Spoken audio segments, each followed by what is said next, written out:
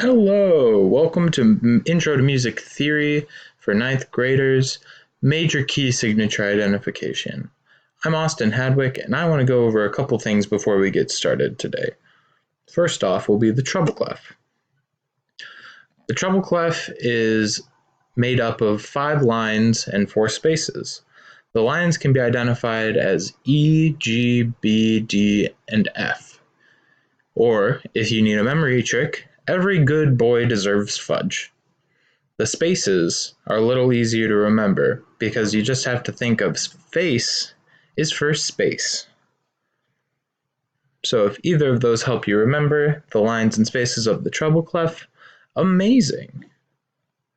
Now on to bass clef.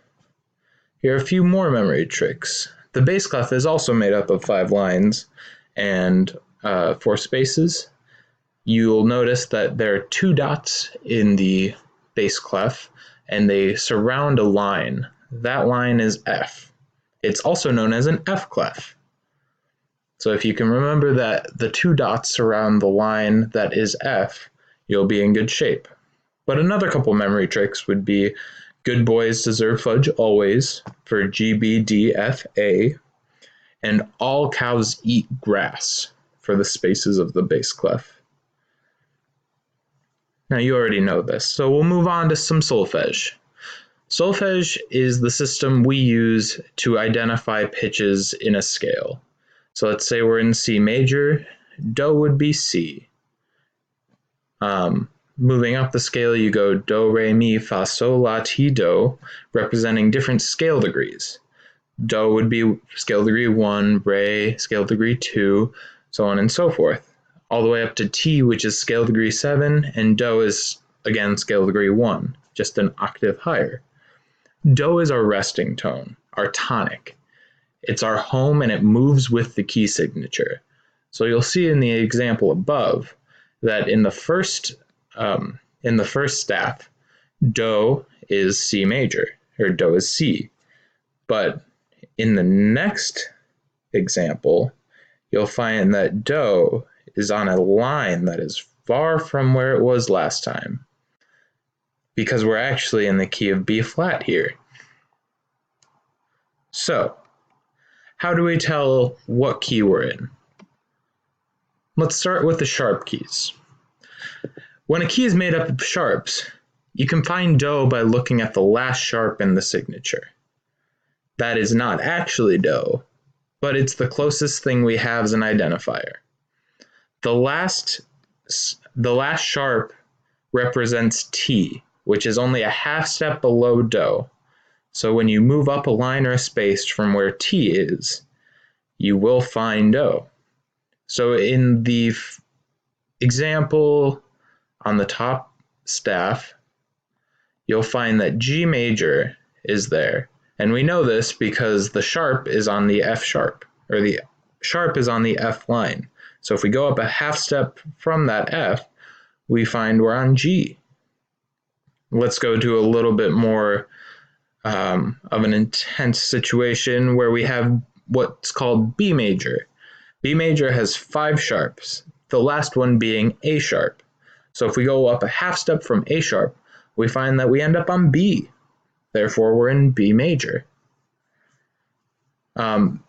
And then later on, you'll find in the last 2 examples, where there are 6 and 7 sharps, that you need to check back into this key signature. You need to look and find that there may be sharps in the key signature that influence the name of your key. Let's take F sharp major, for example. It has 6 sharps. The 6th sharp being E sharp.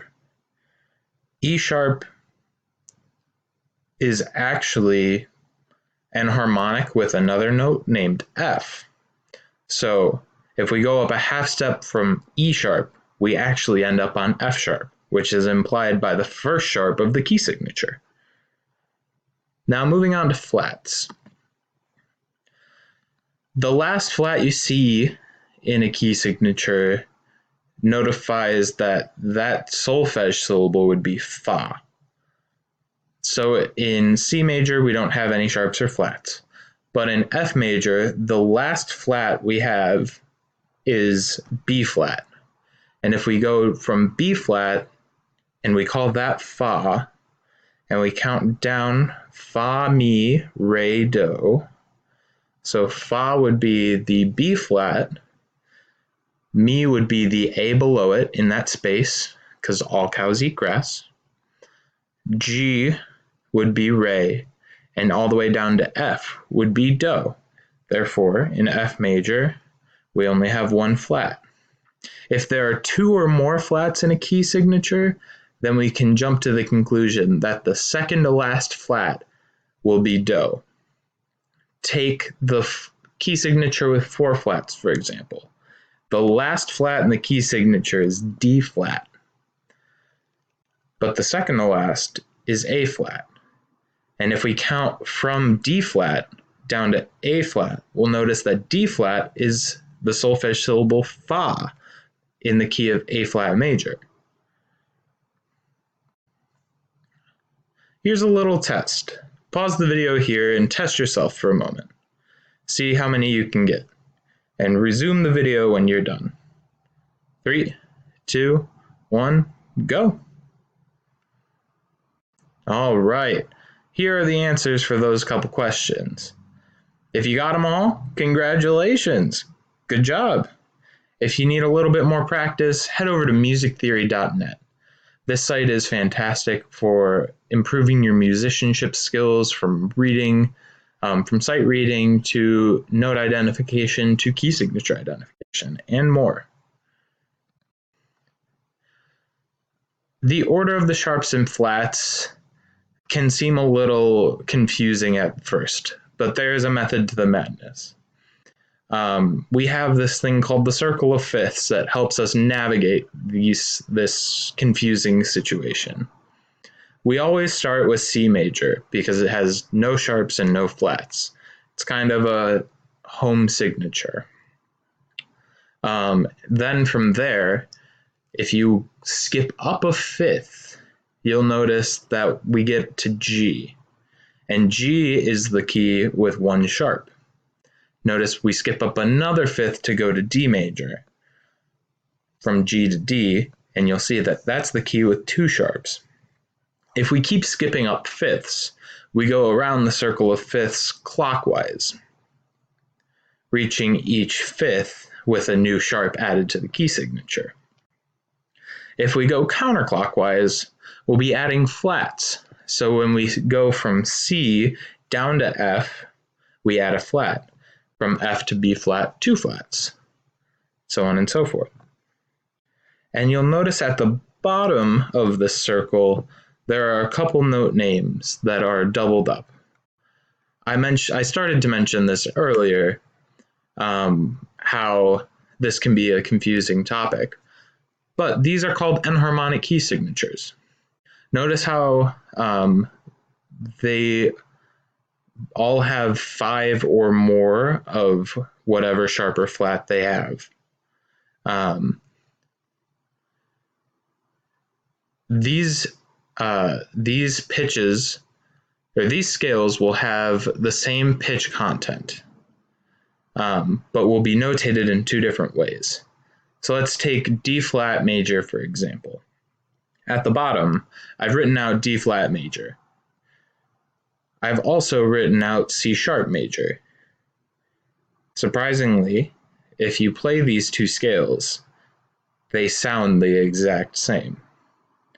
So don't be confused in music when you find these 2 key signatures used almost at the same time or interchangeably, because it depends on what instrument you'll be playing, or depends on what the composer or arranger was feeling, because sometimes they will put flat keys for a negative emotion or positive emotion, and it just helps them to work through some of their harmonic progressions a little easier than saying maybe 7 sharps, which can be confusing depending on what instrument you're playing, especially if you're on piano.